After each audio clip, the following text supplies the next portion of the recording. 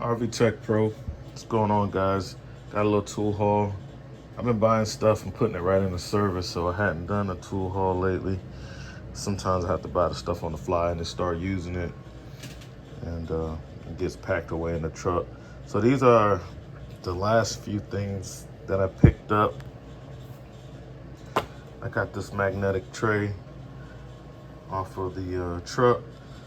Then I got these Craftsman, this little 11-piece Craftsman set out of Lowe's, standard deep.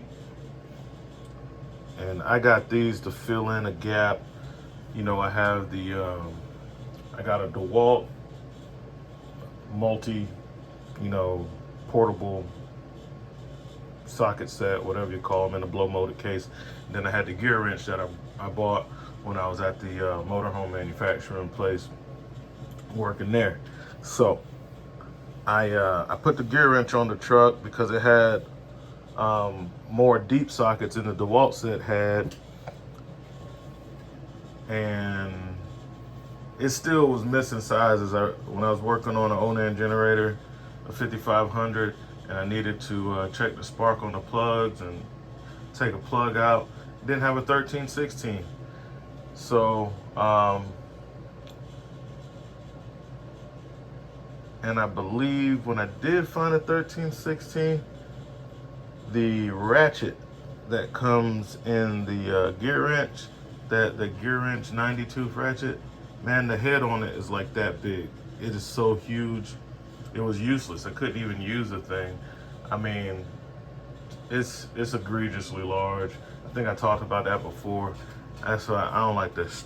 I'm not a fan of their a lot of their ratchets. So I bought this. I specifically bought this Cobalt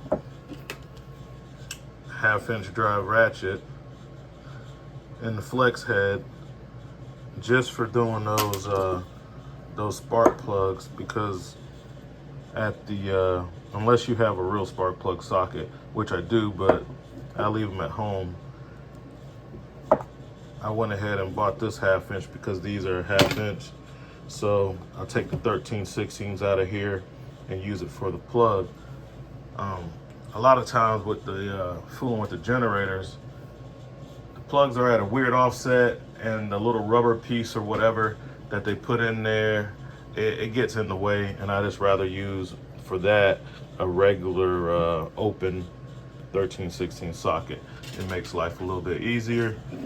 Went ahead and grabbed the flex head. This one has a detent pin. It is quick release, 90 teeth. I mean, it's thick. It's thicker than the Snap-on. I do like the handle. Instead of a comfort grip, it's all chrome. I am a fan of just straight chrome, and I'm learning to like the comfort grip stuff, but these just clean up so much better, and so I like that. They made it fat on the end, so I did like that. I'm not a fan of the Cobalt hand tools. I don't have any experience with their power tools, but I tend to break a lot of their hand tools that I get. They haven't held up for me. So I went ahead and tried this ratchet. It said it has a lifetime guarantee. It's something that's regularly stocked in Lowe's. So if I break it, I'll just take it back and get another one. And I just bought that just to do those spark plugs on the 5500. So that's the only reason I got this. So it probably will hold up since I'm only using it for that. And like I said, all my Snap-on stuff I leave in my toolbox at home, that when I'm doing mechanical work on cars, trucks, things like that, I leave those at home. I didn't want to have that in the box. I mean, I do have some good ratchets in the box. I do have some Snap-on stuff that I carry on the road, but a lot of the times I put the cheaper stuff on there so that if I lose it, it's not a big deal. If it grows legs, it's not a big deal. And these do the job because working on a camper, it's not really a lot of mechanical work like working on a car.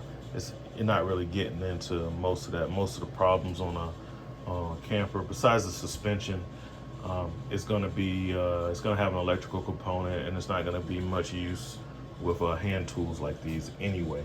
So I don't worry about it. It's not necessary.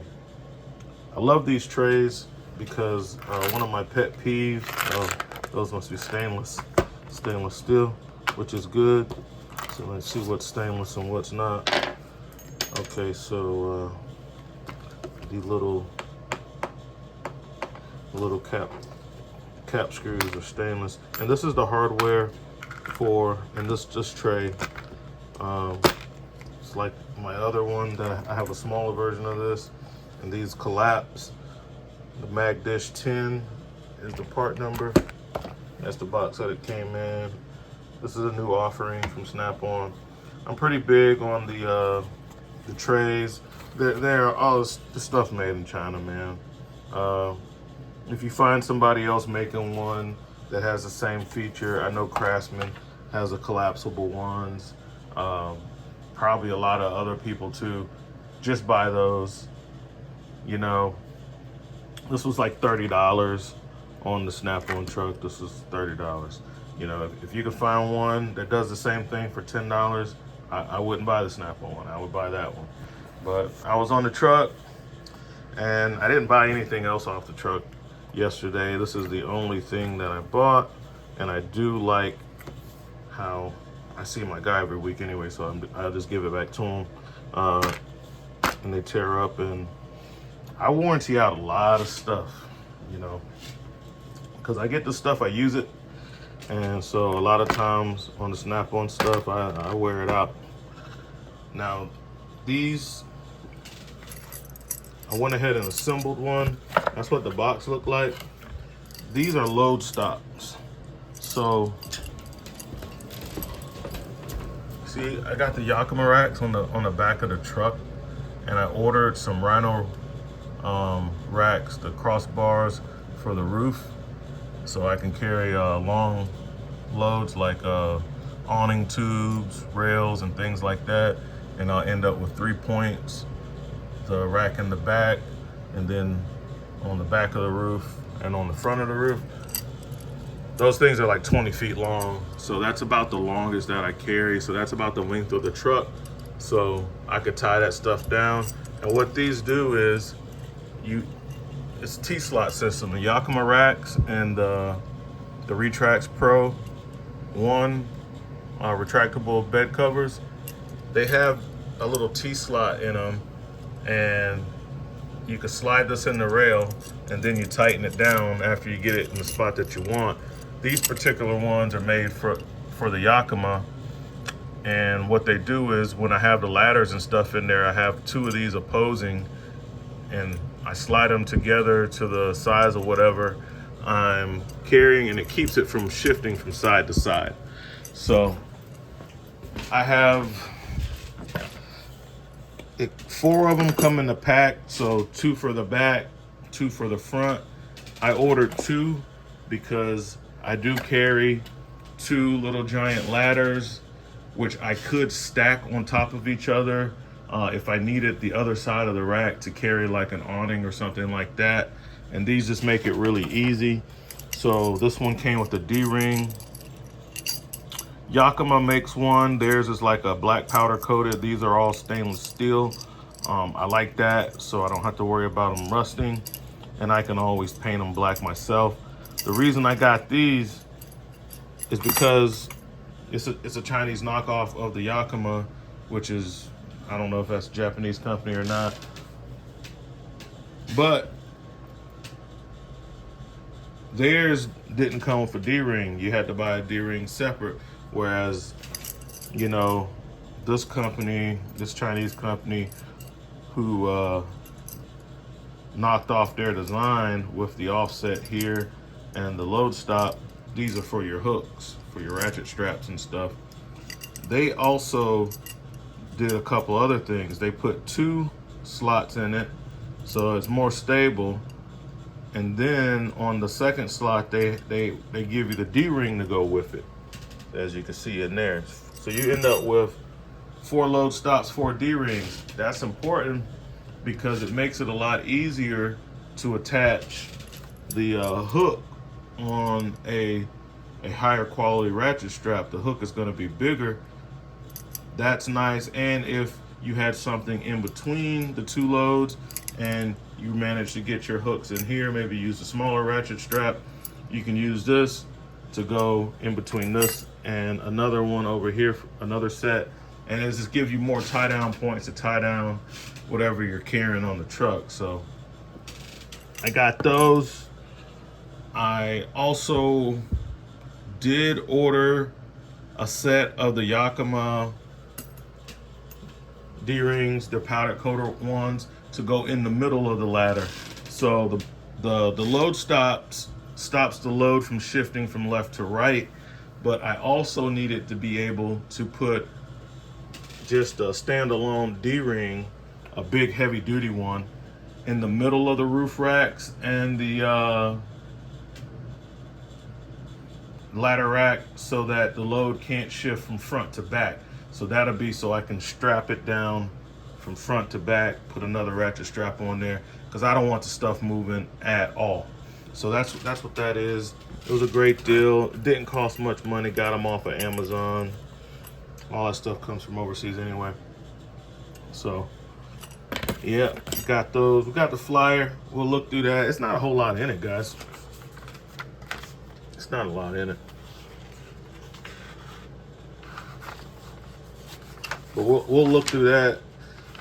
So we'll leave that on that page. Now these sockets, the rail isn't that great. They have like a detent pin to hold the sockets on the rail. Oh, made in Taiwan. The ratchet, made in Taiwan. You know, everybody's getting this stuff from overseas. They're getting it dirt cheap. It's made in Taiwan. It has a decent build quality. You know, some people say the Taiwan stuff is on par with the USA stuff. I wouldn't say that in every case. You can get some good overseas stuff. I think the Japanese stuff is on par with a lot of the US made hand tools, like your Koken, your Nipros, your Vessel, you know. And then you got a lot of good German brands like Nipex and, you know, Starvilla, and they have a few other brands which are their high-end brands over there in Europe, Germany. So you have some tool companies that's overseas that are making good quality tools. But with the Taiwan stuff, you know, like I look on the inside, the rail, the sockets come off in the box. I don't like that. If it was a twist lock rail, I have a Craftsman twist lock rail, and it's great. Let's see if I can get it under the light here. The finish on the inside, the chrome's already flaking off. I hadn't even used them yet. You know, you get what you pay for. This whole socket rail was $50. So you get what you pay for. It's something to go on the truck. I really needed the 1316, but for the price I would have paid for a single 1316 socket, I can just add another $25 or so and got the whole rail, which I did. So that gives me, and I like sockets on the rails. I have, in the shallow, I have Williams brand shallow sockets, metric and standard, but they're shallow. And I wanted another rail because for me, the rails work good. I can just grab them. I got all the sizes. Most of the times on my Williams sets, there's no skips, and I could go do what I gotta do, and I know I have the socket I needed. But what I was lacking was a convenient set of deeps like that. And on the campers, it's mostly standard, so I didn't bother with buying the metric. I wasn't gonna spend $100 in Craftsman sockets. If I had to do that, I'd probably find a quality set and spend a couple $100 more and just get something that's really good. But just got a cheap set. You know, they look pretty good. Like I said, it's the same Taiwan stuff that everybody's using on, you know, all the tool truck brands. They have a economy budget line of tools. They're all made in Taiwan, so you know there's not so many factories, guys. There's not 25 different tool manufacturing factories in Taiwan. You know, maybe 3 or 4, and everything comes out of those. So maybe 3 or 4. But anyway, got a couple Taiwan tools out of Lowe's. It didn't cost much money. The ratchet was like $35. So I paid less than $100 for all of this. On a truck, that would have cost me a whole lot. And I didn't want to do that at the rate that I seem to lose tools, especially when I'm working with somebody else. And things get left behind. And a lot of times the customers can't seem to find a whole reel of sockets that got left. But, you know, especially when they're snap-on or, you know, something really good. So now, to be something cheap, tray is good. I've been had that Milwaukee. It's just there. So, in the flyer,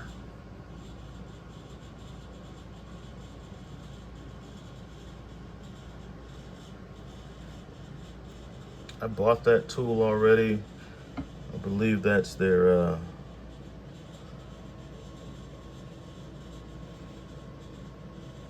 die grinder, and it works fine. It does get hot. It gets hot, and when it gets hot, it cuts out.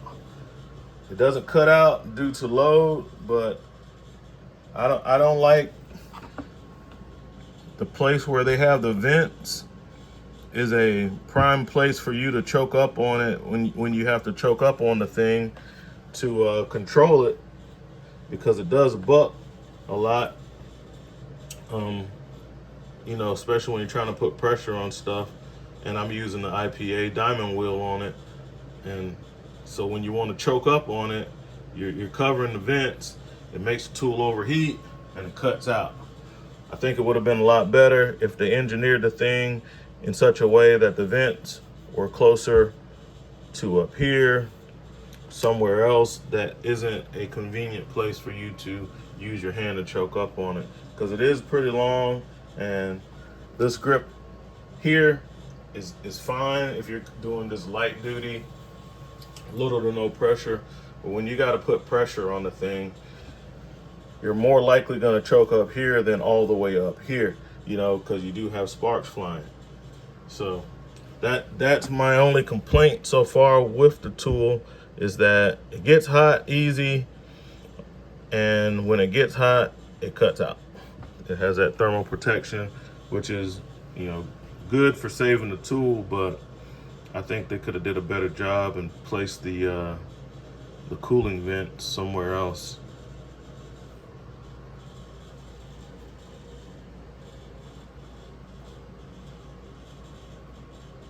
Looks like some hose clamp pliers, some picks, and just a pair of slip joint. Those are the prices. Those are the colors. Oh, they want $600 for the 1/4-inch tech angle. I won't buy it.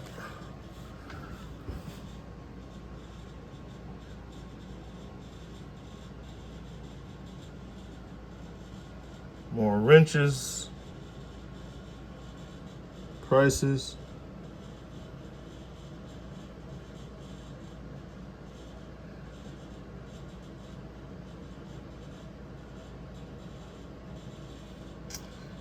All right.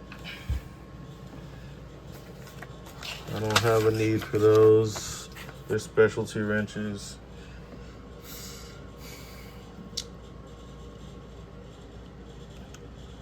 My guy had to use one of these, like a trade-in, like $150. I didn't buy it though. Looking at the price of the kit, I don't use that.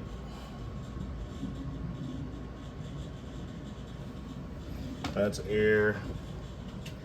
See the prices.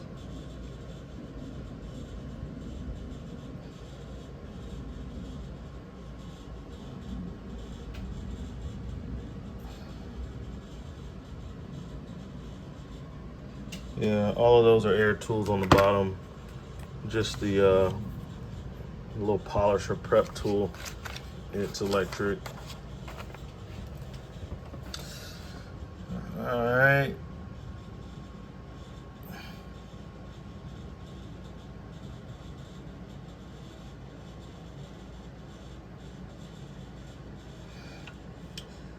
Impacting set, use a hammer to hit those. I mean, only thing I've ever would have had a need for that is to get that screw out of a rotor. That's it. I don't think I wouldn't pay $345 or $750 for that bit set and that impacting screwdriver. But I'm not into, maybe somebody uses it for something. I don't know. Leave it in the comments if you think that's a good deal and what you use that for on a daily basis. I don't have a need for that. Normally when I have to get that screw out, I use an impact. Not a super powerful one, but I just use an impact wrench. I have a set of, just a full set of the bits without the little, and I just put that on an impact wrench, or I just use a impact driver, and I've never had a problem getting those out. I'm sure you can find some rusty ones that doesn't work on and it starts to tear up the screw. I do understand the engineering in that, as when you're hitting that with a hammer and it has a little spring, you're getting that forward motion to knock the rust loose. So I guess if you do a whole lot of breaks and you run into that a lot, maybe that's a good tool, but I don't know if it's worth $750.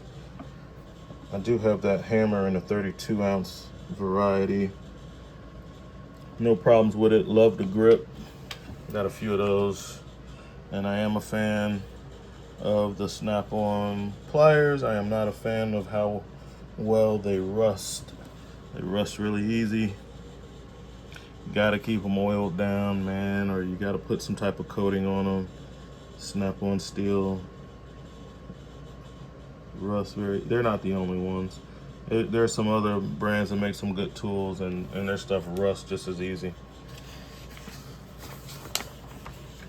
But this is what I understand, which the snap-on, they're super stiff. Like, check this out. Now, my wife found these outside, you know, a pair of my pliers. They've probably been out there for a year. In the ground. They got dug up by,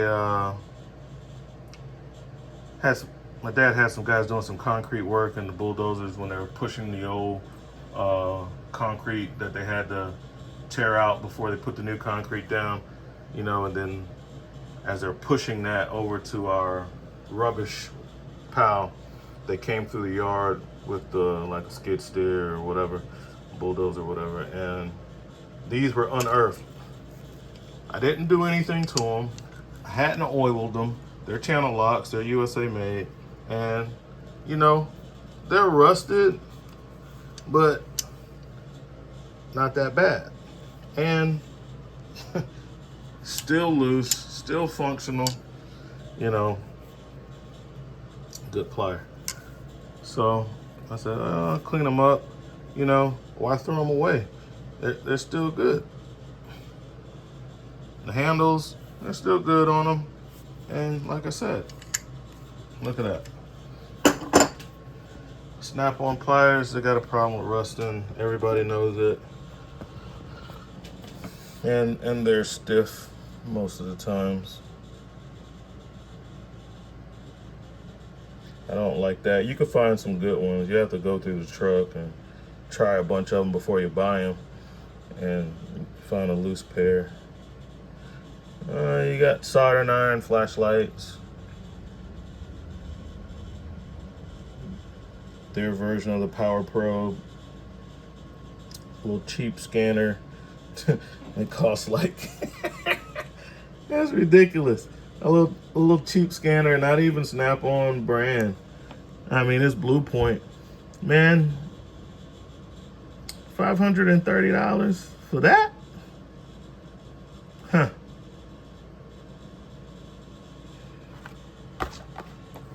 Definitely wouldn't pay that. It's like a $50 scanner. Code reader.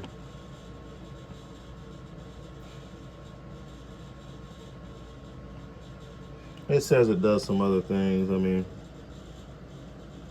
it's hard for me to believe that a little tiny handheld scanner like that should go for $530. And then I told you guys there wasn't much in here.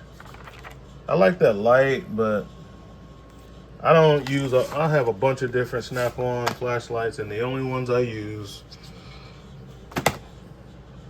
on a regular basis are those. So I'm not buying any more of their lights. Wasn't that much in the flyer this time, but that's what you got, guys. I'll catch you guys later. RV Tech Bro out.